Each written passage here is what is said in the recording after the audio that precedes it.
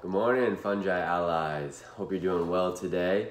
I want to do a little video going over the grow your own mushroom kits. So we offer these fruiting kits to grow your own mushrooms at home, and it's a great way to start out growing mushrooms, getting to know mushrooms, and having an abundant supply of mushrooms to cook at home. So it's a really simple, straightforward process. You can purchase these kits on our website, fungially.com, and it just comes in the mail just like this. It's a block of sawdust and mycelium grown on the inside. And for all the oysters, what you do is simply cut an X. So I'm just stabbing it right in the bag. So there's one line, and then the other two. And it's okay to stab right into the sawdust. That's not a big deal. It'll heal up just fine. And now we have this big X formed where the mushrooms can fruit out. So we leave the plastic just like that. A lot of times I'll kind of roll this top down and leave the block like that on your kitchen counter or living room shelf, or can even be fruited outside. So once you cut the X, the most important thing is to keep the humidity high. So we put ours into our fruiting room, our grow room. What you're gonna wanna do is mist or spray this block down 2 or 3 times every single day. Especially during the first 3 or 4 days, humidity is critical to get a nice pin set forming. After about 6 or 7 days, this is what the block will start to look like. So this is just after the pinning stage. The mushrooms are getting a little bit bigger. Not yet ready to harvest, but you can see they just come right out of that X where the X was cut, right? And they're just fruiting right out of it, and they kind of push the plastic back.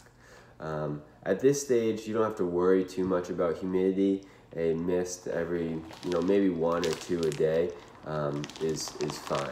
It's really when we first cut that X that the misting is critical.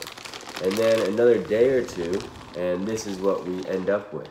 This beautiful, abundant, full flush of oyster mushrooms. And these are ready to harvest. You can see they're kind of like taking up the entire X, and like on this side, right, they're just pushing that plastic back. Right here, this plastic flap, they just push it back as they grow older. So this is a beautiful first flush of the oyster mushrooms, and the kit's ready to harvest. So to harvest, it's simple. You just take your hand around this cluster and pull it right off. Whoop. And there we go. Right, so the bottom, it usually has a little bit of sawdust with it, but that's not a big problem. You can just kind of pull that sawdust off or cut it off with a knife, and then you're ready to cook these up.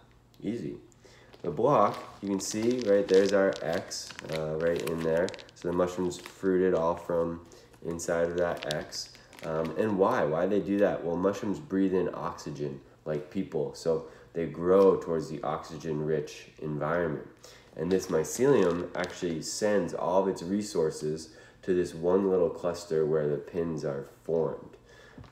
Pretty amazing thing that mycelium can do.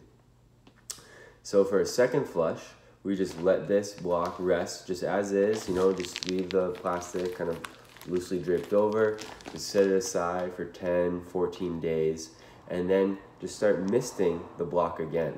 If it feels really dry, if you push down on the mycelium and it's very brittle, it could be good to soak it for 5 or 6 hours just to get the moisture content inside the block way up.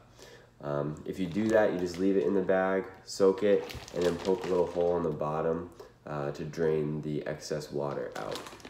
And then, same thing, just misting very heavily in the first 4 or 5 days, and you'll get another pin set from this same area of where the X is. So you don't have to cut again or do anything.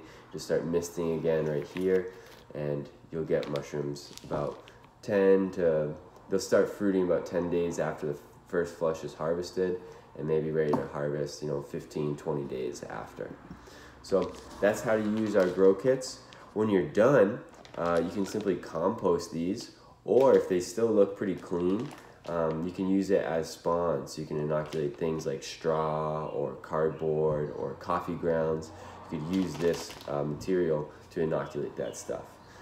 Sometimes it has other fungi, microfungi in it, so it's not the best spawn to use, but it can work to expand out mycelium. And it makes great soil. So if you're just composting it, it's well used. So that's how to use our kits. Check us out, fungially.com, and you can buy, pink oyster, blue oyster, yellow oyster, lots of different types of mushrooms to grow on your own.